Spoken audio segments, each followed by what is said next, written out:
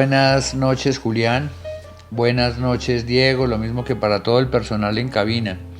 Un saludo muy amable.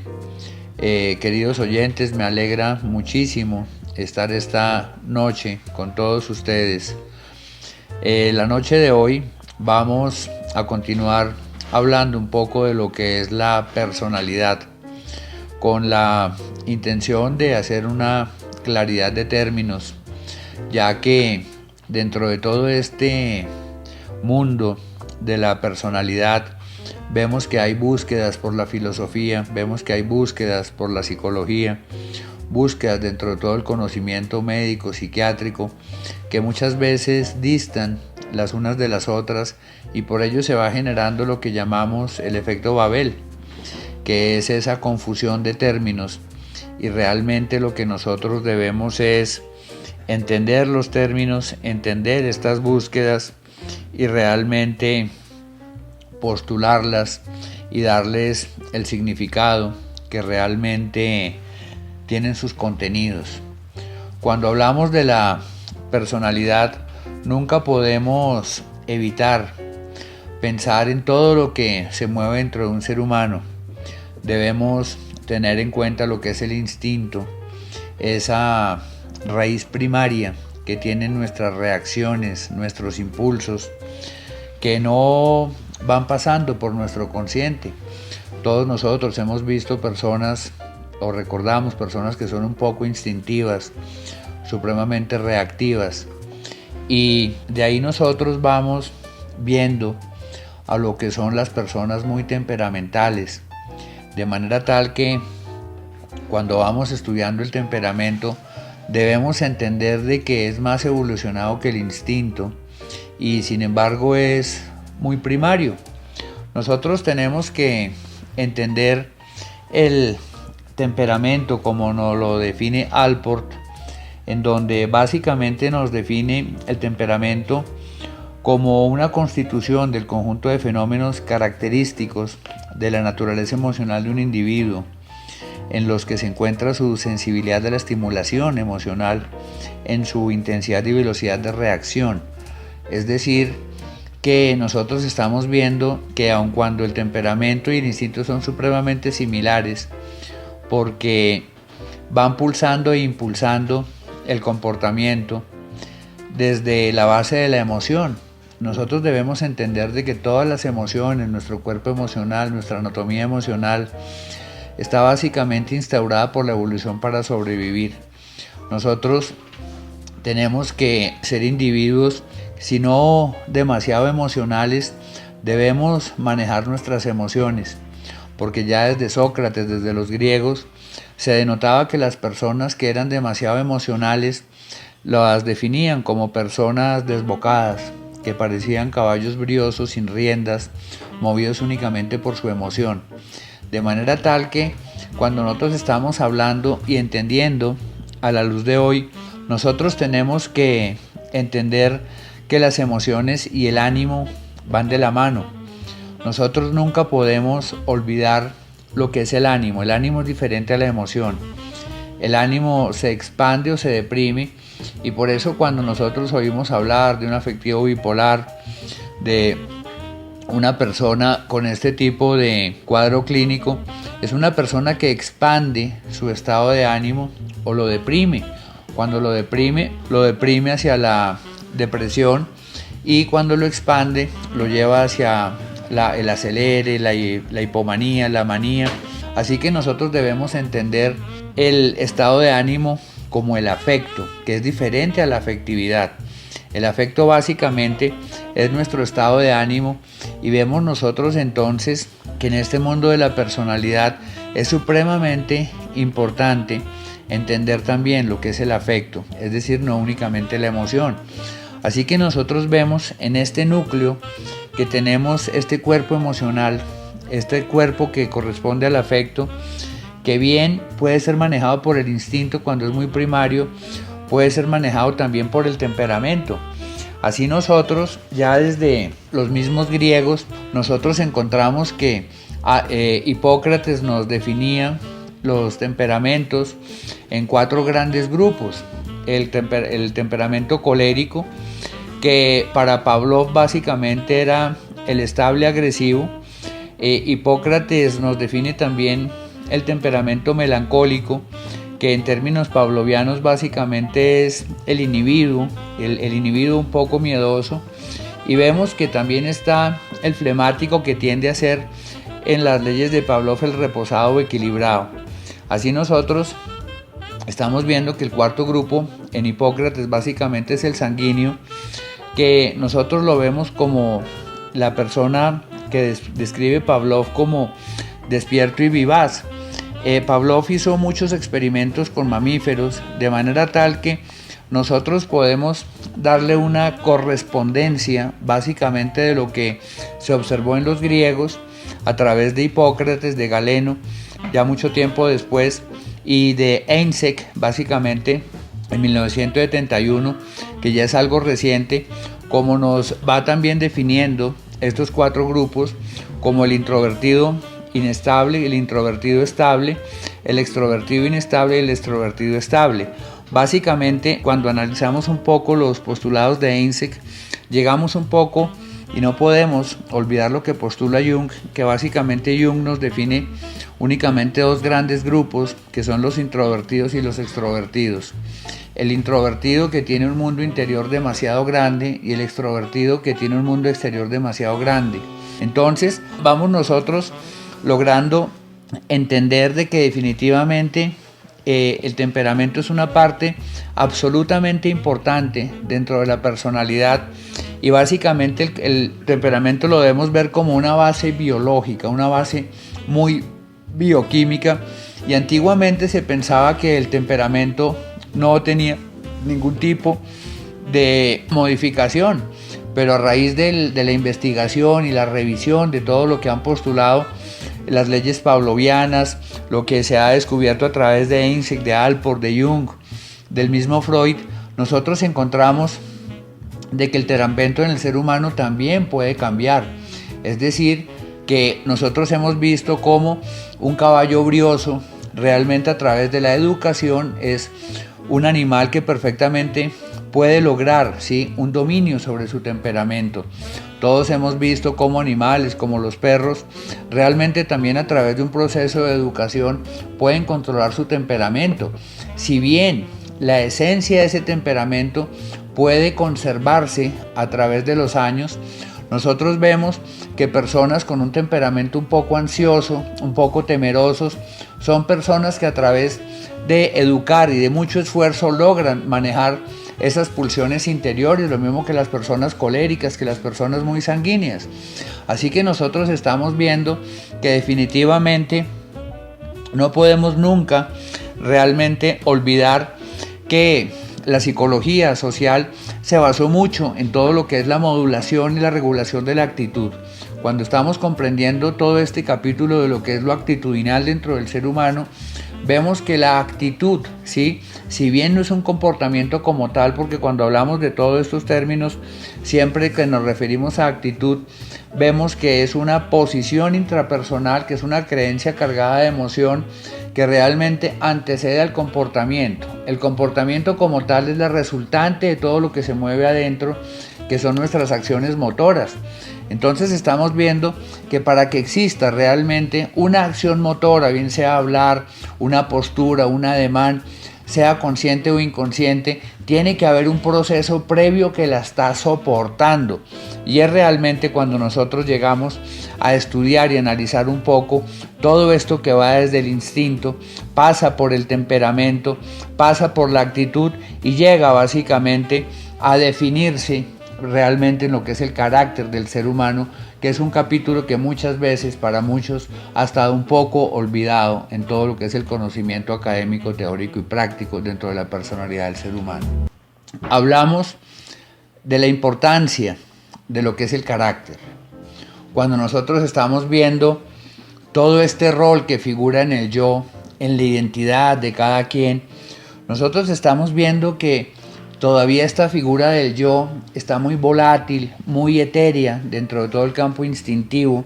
incluso dentro de todo el campo temperamental, pero cuando ya llegamos a todo este dibujo de la personalidad, en lo que atañe a la actitud y al carácter, estamos empezando a ubicar ya a esa personalidad, al individuo intrínseco, que es cuando empezamos a descubrir el yo, el self característico de cada quien y evidentemente el carácter. Realmente el carácter es una parte absolutamente importante, porque si bien el carácter es el modulador de la personalidad y modula realmente el impulso, modula el temperamento, modula la actitud, debemos nosotros entonces entender de que todo lo que es el esfuerzo de la educación de un ser humano sobre sí mismo, tenemos que entender que los grandes educadores que dejaron su semilla desde el siglo pasado nos hablan de la importancia desde la niñez de educar nuestro carácter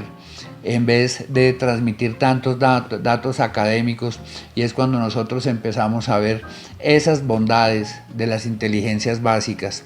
No únicamente una inteligencia que está muy metida allá para sobrevivir dentro del campo instintivo, dentro del campo temperamental, sino realmente cuando empezamos a hablar de esa inteligencia emocional que nos ayuda a sobrevivir dentro de nuestras propias emociones y las emociones de otros, empezamos a trascender un poco estudiando e incrementando nuestros niveles de inteligencia social, de inteligencia afectiva, que realmente entendemos nosotros como el carácter se va formando sobre todo cuando nosotros vamos desarrollando la inteligencia espiritual. Así, nosotros estamos viendo entonces que es absolutamente importante dentro del yo empezar a entender que todos los individuos tenemos un conflicto entre el consciente y el inconsciente, como bien lo postulara Sigmund Freud, pero también tenemos conflictos dentro de nuestros diferentes yoes, conflictos entre nuestro yo verdadero y nuestro yo real, porque el yo verdadero realmente, básicamente como lo postulaban Ellis en el siglo pasado, es ese yo que nosotros le damos la creencia, le damos realmente el significado, cuando nosotros empezamos en todo este rol de interpretarnos y significarnos a nosotros mismos, y vamos realmente nosotros entendiendo la importancia de consolidar un yo verdadero que sea basado en la estructura del sentido de certidumbre y lo que es tal y como es. Así nosotros estamos viendo la importancia de deshacernos de todos esos constructos imaginarios que están basados en el yo real, lo que yo creo sobre sí mismo, pero no lo soy. Vemos muchas personas con una muy pobre autoestima, cómo a través de este pobre autoconcepto va cayendo el amor propio, y todo esto forma parte del carácter, porque nosotros debemos ver a los esquemas de afrontamiento como las bondades del carácter para poder regular todo lo que es nuestro cuerpo emocional, nuestro instinto, nuestro temperamento, nuestra actitud, a través de procesos que son completamente moldeables y desarrollables dentro de nuestra existencia,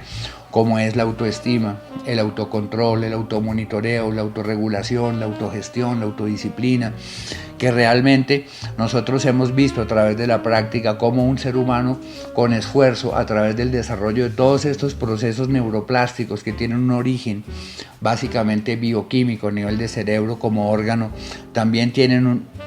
desenlace y un desarrollo de todo lo que hace el ser humano por mejorar su propia psicología, por mejorar su propio sentido de vida y realmente ir alcanzando muchos mejores ideales a través del apropiamiento de su tiempo presente, de sus espacios y tiempos personales, que definitivamente es cuando una persona se hace dueña de sí misma, cuando realmente se hace dueña de sus pensamientos, se hace dueña de sus creencias, se hace dueña de sus emociones, se hace dueña de sus impulsos. Así nosotros vemos que cuando generamos conciencia en nuestro tiempo presente, somos conscientes, nos damos cuenta de lo que estamos haciendo y logramos controlar nuestros impulsos primarios, por más instintivos que estos sean, nuestros impulsos temperamentales, por más básicos que estos sean, y realmente se logra cuando nosotros entendemos que a través de nuestra conciencia tenemos ese vértice donde realmente confluye nuestra anatomía espiritual con nuestra anatomía emocional y nuestra anatomía física. Así, la personalidad también enferma. Entonces, cuando la personalidad enferma es realmente cuando la persona empieza a desarrollar procesos autodestructivos en su propio autoconcepto, procesos autodestructivos en su percepción que tiene sobre sí mismo y sobre sus entornos, y va enfermando en la relación que debe tener un ser humano hacia su prójimo, hacia sus entornos o hacia su factor supraordinal, que es definitivamente cuando un ser humano puede interactuar con la manada, porque somos animales sociales, y realmente todo esto entra en detrimento de la escala de funcionamiento global del individuo y va cayendo su escala de sus estados de ánimo. Así, nosotros empezamos a entender cuando la personalidad enferma, básicamente se habla hoy en día de que esta personalidad que contiene todo lo que es el manejo instintivo, el manejo temperamental, el manejo actitudinal, a nivel de carácter y de comportamiento, empezamos a ver que básicamente a la luz de todo este cúspide a donde llegamos hoy en día a través del conocimiento, la entendemos básicamente sobre lo que son los rasgos clúster A, clúster B, clúster C, que realmente, aun cuando existe todo este mare magnum de definiciones y de significados, básicamente es una herramienta supremamente útil para el diagnóstico y el tratamiento de las enfermedades de la personalidad. Estamos viendo que las personas con rasgos clúster A son personas un poco esquizotímicas. Nosotros no debemos nunca confundir la esquizofrenia con lo esquizotímico, porque básicamente timo es el efecto, es el estado de ánimo, y esquizo es básicamente la mente. Son personas, como bien en términos de Jung, son personas supremamente introvertidas, son personas que tienen un mundo interior supremamente amplio, muy denso, y en ocasiones piensan demasiado, que es cuando vemos cuando el pensamiento tiende a desorganizarse, a perder contacto con la realidad, sin que esto implique que son personas psicóticas. Ya nosotros vemos un poco a todo lo que son las personas clúster B, que son muy inestables en sus emociones. Así como el clúster A tiende a ser muy plano en sus emociones, el clúster B tiende a ser muy dramático, muy intenso en su proceso de digerir sus propias emociones, y ya va pasando a todo lo que es el clúster B, que son los individuos cuyas ansiedades se tienden a desbordar. Así nosotros empezamos a entender que el clúster A, básicamente en términos de ansiedad y de conflicto interior, son personas con ansiedades pasivas, los clúster B con ansiedades hostiles o agresivas, y en el clúster C ansiedades flotantes y muchas veces ansiedades viscerales, que realmente el cuerpo psíquico empieza a trascender sobre su propia anatomía. Así entonces, dentro de todo esto, nosotros nunca podemos olvidar que en el abordaje, en el tratamiento de las adicciones, es absolutamente necesario empezar a entender de que esa ingobernabilidad que es tan frecuente en casi todas las adicciones, realmente nosotros la debemos entender como esa falta de gobierno en el temperamento, esa falta de gobierno en la actitud, esa falta de gobierno en el carácter, que va impactando básicamente sobre falta de gobierno, sobre pensamiento, sobre emoción y sobre afecto. Así, cuando nosotros queremos realmente desarrollar un proceso de gobierno propio, no nos debemos olvidar de lo que está escrito desde hace milenios, básicamente en este fruto del Espíritu Santo, que es la temperancia, que es el dominio propio. A lo temperamental, aplicarle realmente temperancia a través de que nosotros focalicemos nuestras unidades de atención, nuestras unidades de intención y de acción en un solo momento, para poder nosotros dominar nuestro pensamiento, dominar nuestra emoción, dominar nuestros estados de ánimo, que eso nos va a traer como resultante un dominio propio, una actitud atemperada que realmente se traduzca en comportamientos que nos van a llevar a alcanzar esas metas que nos hemos propuesto, que son tan importantes para poder nosotros ser individuos contentos con nosotros mismos, cada vez más empoderados, y darnos cuenta de que realmente la vida es algo que muchas veces se torna un poco complejo, un poco difícil, pero siempre con un poco de esfuerzo, un poco de avivar esa fe en un poder superior, nos damos cuenta que alcanzamos a conseguir esas metas que nos hemos propuesto. Muchísimas gracias, les habló Andrés Jaramillo, director de Fundación Clínica Función Futuro. No duden en llamarnos en Bogotá para cualquier tipo de cuestionamiento que tengan acerca de nuestros planteamientos que hemos expuesto el día de hoy, o bien para tratamientos, para las adicciones, los trastornos alimentarios o las patologías duales. Recuerden, Bogotá 774-6022. No lo olviden, Bogotá 774-6022.